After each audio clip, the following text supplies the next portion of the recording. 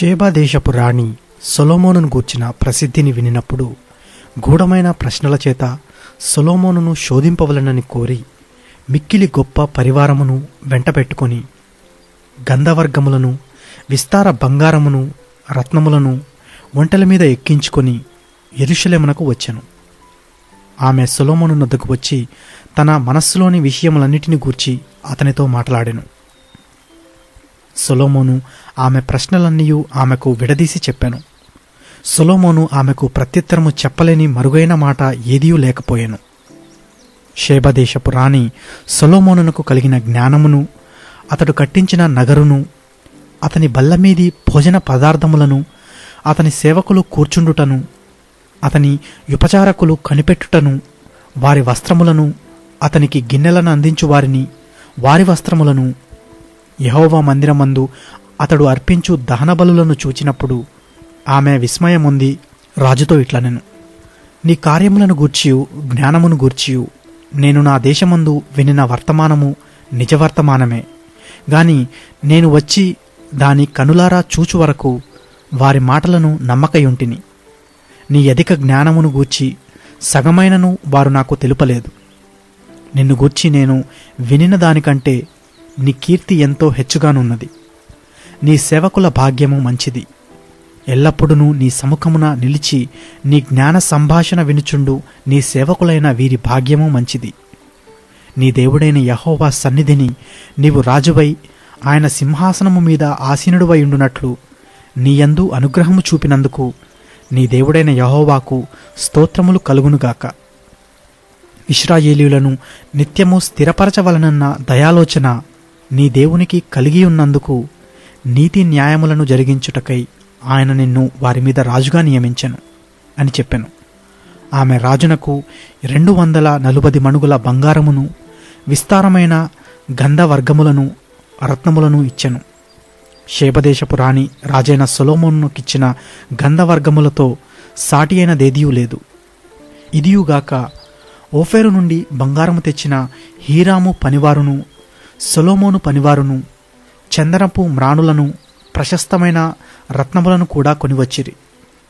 ఆ చందనపు మ్రాణుల చేత రాజు యెహోవా మందిరమునకును రాజనగరమునకును సౌపానములను, గాయకులను, తంబురలను, సితారాలను చేయించెను. అటువంటి పని అంతకుముందు యూదాదేశమందు ఎవ్వరునూ చూచి ఉండలేదు. షేబాదేశపు రాణి రాజునకు తీసుకుని వచ్చిన వాటికి అతడిచ్చిన ప్రతి బహుమానములు కాక ఆమె మక్కువపడి అడిగినదంతయు రాజైన సొలొమోను ఆమెకిచ్చెను. తరువాత ఆమె తన సేవకులను వెంటపెట్టుకొని మరలి తన దేశమునకు వెళ్ళిపోయెను. గంధవర్గములను అమ్ము వర్తకులను, ఇతర వర్తకులను కొనివచ్చు బంగారము కాక సొలొమోనునకు ఏటా వచ్చు బంగారము 1332 మణుగుల ఎత్తు. అరబీ దేశపు రాజులందరూ దేశాధిపతులను సొలొమోను నద్దకు బంగారమును, వెండియు తీసుకుని వచ్చిరి. రాజైన సొలొమోను సాగుగొట్టిన బంగారముతో అలుగులు గల 200 డాళ్లను చేయించెను. ఒక్కొక్క డాలునకు 600 తులముల బంగారము పెట్టెను. మరియు సానగొట్టిన బంగారముతో 300 కేడములను చేయించెను. ఒక్కొక్క కేడమునకు 300 తులముల బంగారము పెట్టెను. వాటిని రాజు లెబనోను అరణ్యపు నగరమందుంచెను. మరియు రాజు దంతముతో ఒక గొప్ప సింహాసనము చేయించి ప్రశస్తమైన బంగారముతో దాన్ని పొదిగించెను. ఆ సింహాసనమునకు దానితో కలిసి ఉన్న 6 బంగారపు సోపానములను, సింహాసనమునకు కట్టియున్న బంగారపు పాదపీఠమును ఉండెను. కూర్చుండ చోటికి ఇరుప్రక్కల ఊతలుండెను. ఊతల దగ్గర 2 సింహములుండెను. ఆ 6 సోపానముల మీద ఇరుప్రక్కల 12 సింహములు నిలిచి ఉండెను. ఏ రాజ్యమందైనను అటువంటి పని చేయబడలేదు. మరియు రాజైన సొలొమోనునకున్న పాన పాత్రలన్నీయు బంగారుపువై ఉండెను. లెబనోను అరణ్యపు నగరముననున్న ఉపకరణములన్నీయు బంగారముతో చేసినవి. హీరాము యొక్క పనివారితో కూడా రాజు ఓడలు తర్షీషునకు పోయి 3 సంవత్సరములకు ఒకమారు బంగారము, వెండి, ఏనుగుదంతము, కోతులు, నెమళ్ళు అను సరుకులతో వచ్చుచుండెను. గనుక సొలొమోను దినములలో వెండి ఎన్నికకు రానిదాయను. రాజైన సొలొమోను భూరాజులందరికంటెను ఐశ్వర్యమందును జ్ఞానమందును అధికుడాయెను. దేవుడు సొలొమోను యొక్క హృదయమందుంచిన జ్ఞానోక్తులను వినుటకై భూరాజులందరూ అతని ముఖదర్శనము చేయగోరిరి. మరియు ప్రతివాడును ఏటేటా వెండి వస్తువులను, బంగారు వస్తువులను, వస్త్రములను, ఆయుధములను, గంధవర్గములను, గుర్రములను, కంచరగాడిదలను కానుకలుగా తీసుకుని వచ్చెను.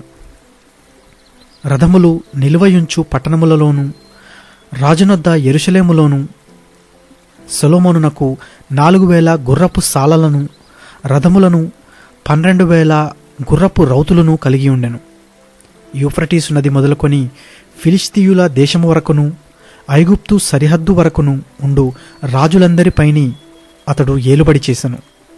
రాజు యెరూషలేమునందు వెండి రాళ్లంత విస్తారముగా నుండునట్లును, దేవదారు మ్రానుల షెఫేలా ప్రదేశముననున్న మేడి వృక్షములంత విస్తారముగా నుండునట్లును చేసెను. ఐగుప్తు నుండి సకల దేశముల నుండి సొలొమోనునకు గుర్రములు తేబడెను.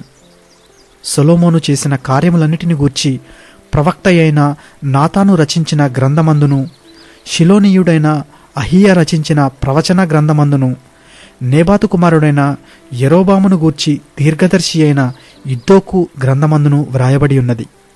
సొలొమోను యెరూషలేమునందు ఇశ్రాయేలీయులందరి మీద 40 సంవత్సరములు ఏలుబడి చేసెను. తరువాత సొలొమోను తన పితరులతో కూడా నిద్రించి తన తండ్రి అయిన దావీదు పట్టణమందు పాతిపెట్టబడెను. అతనికి బదులుగా అతని కుమారుడైన రెహబాము రాజాయను.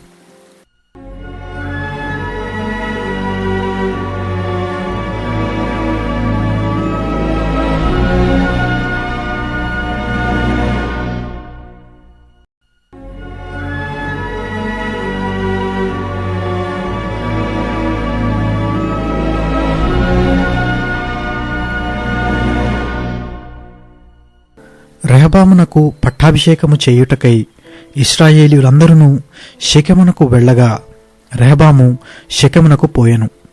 రాజైన సొలొమోను సమక్షము నుండి పారిపోయి ఐగుప్తులో వాసము చేయుచున్న నెబాతు కుమారుడైన యెరోబాము అది విని ఐగుప్తు నుండి తిరిగిరాగా జనులు అతన్ని పిలిపించిరి.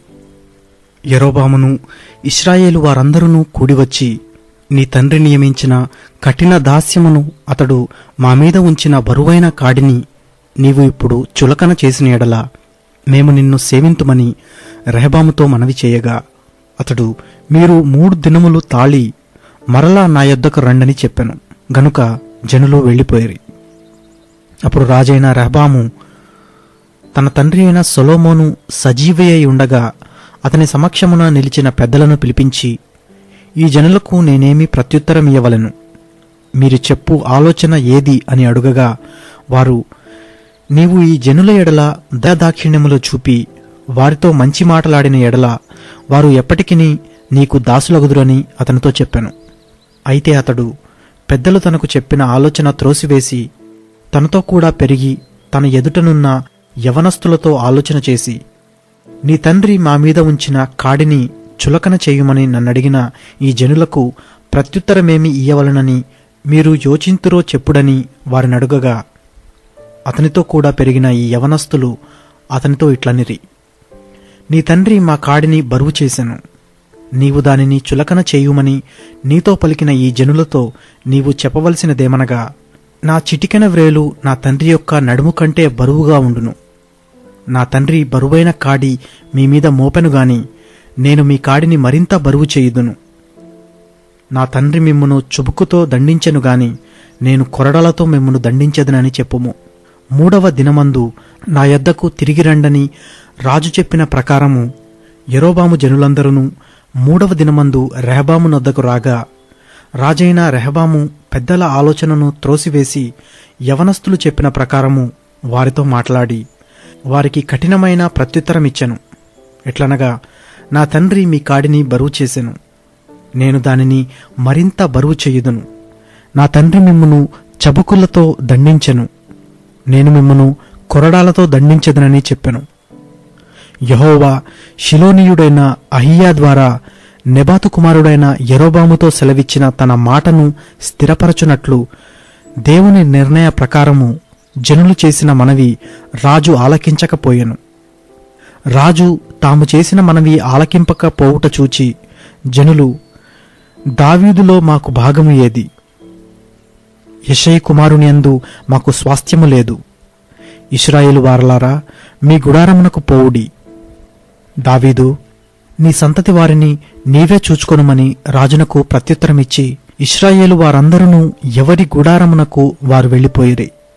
అయితే యూదా పట్టణములలో కాపురముండు ఇశ్రాయేలు వారి మీద రెహబాము ఏలుబడి చేసెను. రాజైన రెహబాము వెట్టిపని వారి మీద అధికమైన హదోరమును పంపగా ఇశ్రాయేలు వారు రాళ్లతో అతని చావగొట్టిరి. గనుక రాజైన రెహబాము యెరూషలేమునకు పారిపోవలనని త్వరపడి తన రథమెక్కెను. ఇశ్రాయేలు వారు ఇప్పటికినీ దావీదు సంతతి వారి మీద తిరుగుబాటు చేసి నేటికు వారికి లోబడకయున్నారు.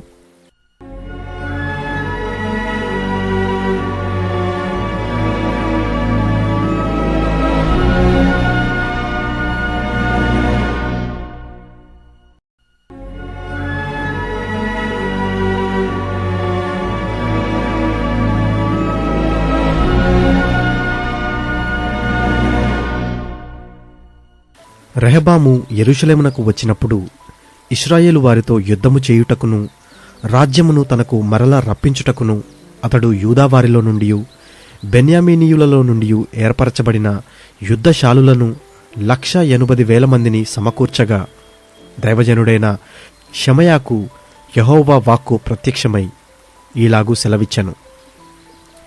నీవు యూదారాజును సొలొమోను కుమారుడు నగు రెహబాముతోనూ యూదాయందును బెన్యామీనీయుల ప్రదేశమందును ఉండు ఇశ్రాయేలు వారందరితోనూ ఈ మాట ప్రకటింపుము.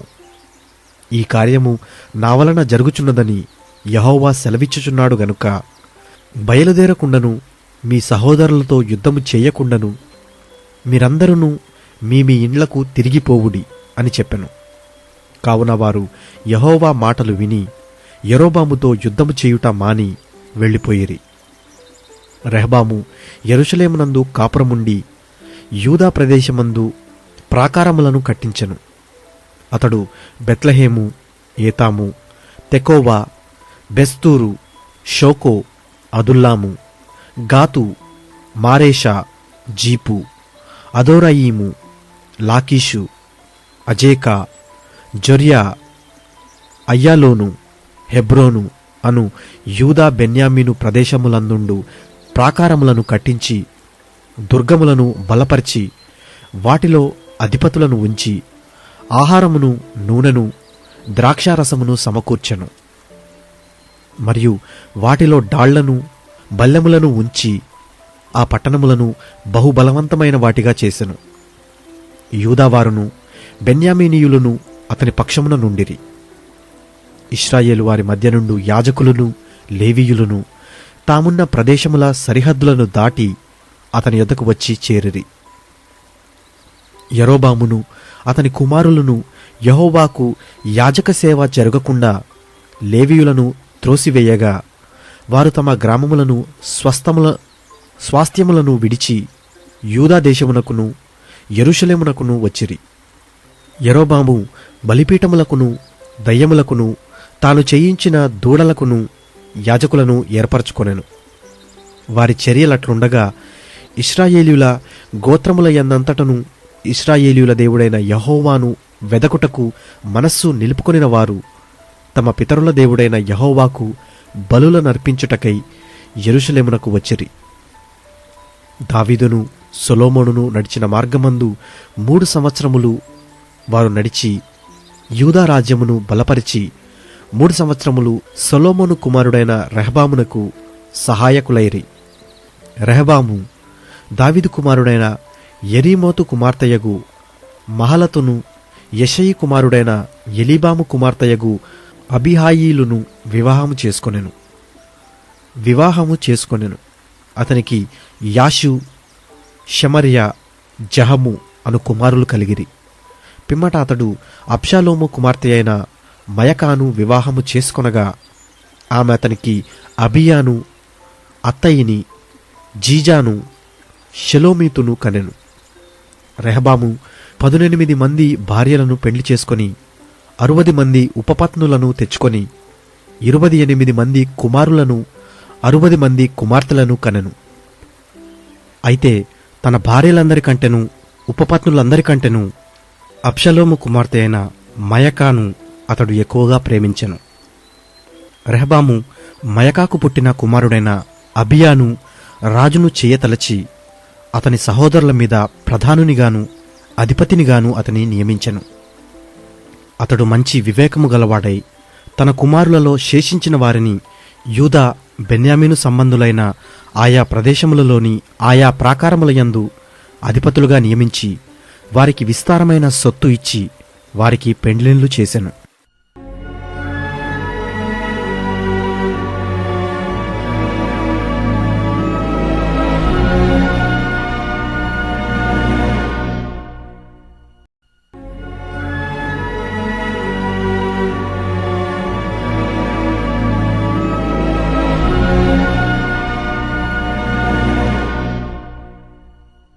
రెహబాము రాజ్యము స్థిరపడి తాను బలపరచబడిన తరువాత అతడును ఇశ్రాయేలీయులందరూ యెహోవా ధర్మశాస్త్రమును విసర్జించిరి.